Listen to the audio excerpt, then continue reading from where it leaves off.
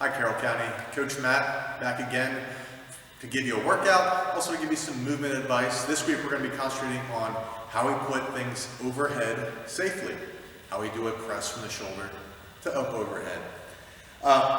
This is something we do every day, whether you realize it or not. We're going to be putting something up on a shelf, into a cabinet, maybe taking something up off of a high shelf, bringing it back down safely.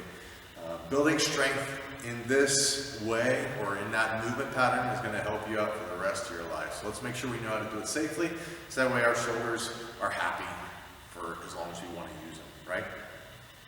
First thing we're going to look at is when we take anything from our shoulder and put it up overhead, how is our arm oriented? So what I want to do is point out your elbow. What we're going to do is take your thumb, put it on your shoulder, and point your elbow straight forward. So for me, I'm pointing directly at you in the camera or on your screen. What I'm going to do is I'm going to get everything tight. So last time when we did our squats, we talked about taking that deep breath in through your nose, filling your belly up, and then we're going to go ahead and brace ourselves by getting our abs tight. So let's go ahead and do that again. Big breath in through the nose.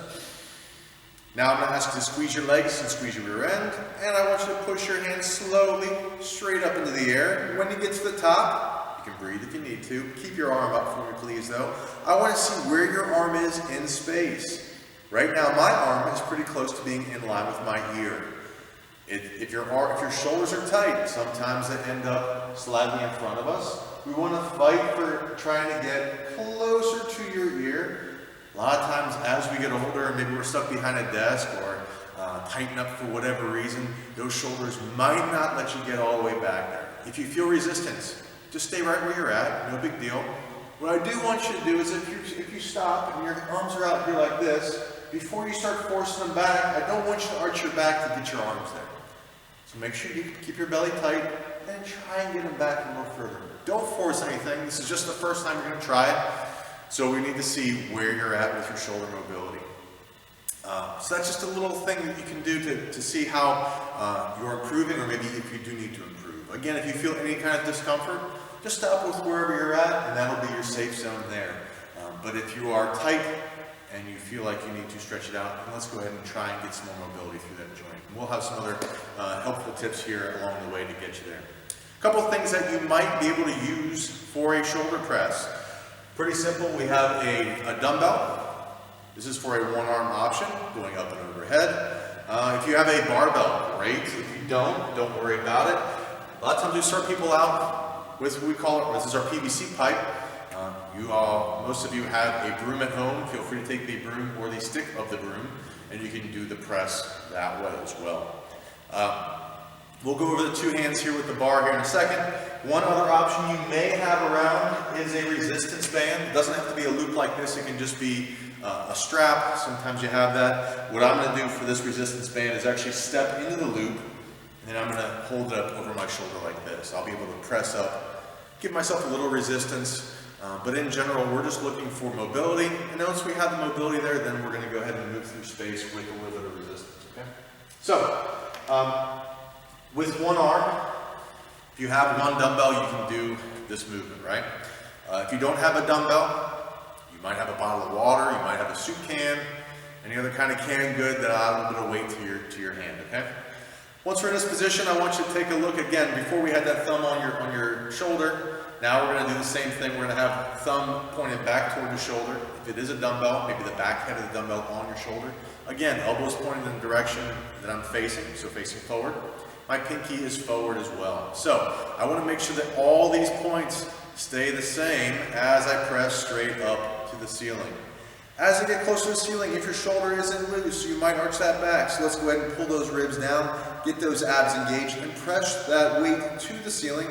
See if you can't get that elbow locked out in that straight line from your fingertip all the way down to your shoulder, right? Bring it back down. On the way back down, my elbow's going again forward, straight toward you. We want to resist any kind of movement where the elbow is pointed out to the side. I'm going to try and keep that elbow straight back toward you. You can try and do it with two weights. Be aware if you have inconsistencies or if one side is stronger than the other. A lot of times dominant side is stronger than non-dominant. Just take it slow and controlled, okay? If you're going to do a barbell or the broomstick, same concepts apply. This time I'm gonna get my hands outside of my shoulders. A lot of times we'll talk about high five hands. Make sure the palms are facing forward and wrap your fingers around the bar, right? Bar starts under your chin, above your collarbones. Elbows are gonna come forward just enough so that way our forearms are parallel with the front of our body. We wanna have a nice flat plane in the front. So right now the bar is under my chin. I'm gonna get everything as tight as possible. So I'm squeezing my legs, my rear end, getting my core tight, and pulling my face back. Just missing my nose with the bar, and then bringing my head back through. Remember, we're trying to get ears and arms in line at the top. Bring it back down, elbows coming forward, face coming back out of the way. We want to make sure that we are moving our face around the bar and not the bar around our face.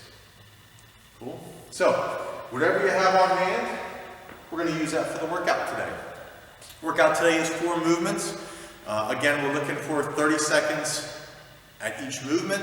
As soon as you hit the 30-second mark, you're going to transition to the next one. Okay?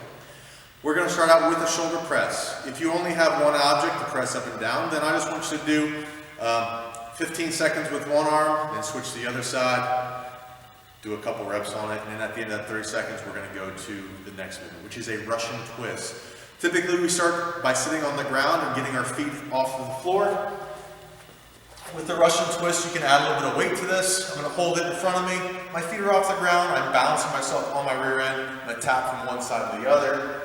You can use a ball, you can use a soccer ball, playground ball, whatever it is. If getting on the ground is not an option for you, bring your sturdy chair back. We can just try and lift your feet off the ground and try and bring the weight from one side to the other. If bringing your feet up off the floor doesn't work for you, then we'll just use the weight one side to the other, right? Once you get moving again.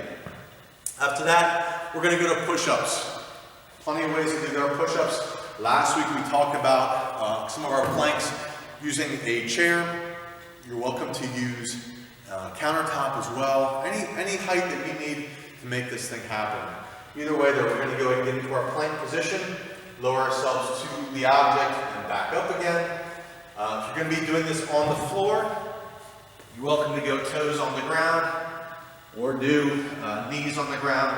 Either one, though, we're looking for that back to stay straight. Have a straight line from your knee through your hip to your shoulder. Same thing when you're doing the chest to ground with the plank position. Last up, we're going to finish up with some legs. We're going to do some lunges. We're going to ask you to step back on this lunge. As you step back, we want this front knee to be directly over your heel, and that knee to be pointed the same direction as your toes, similar to what we talked about in that squat the other week. Back knee should be directly below your hip. Have a nice right angle here, nice right angle there.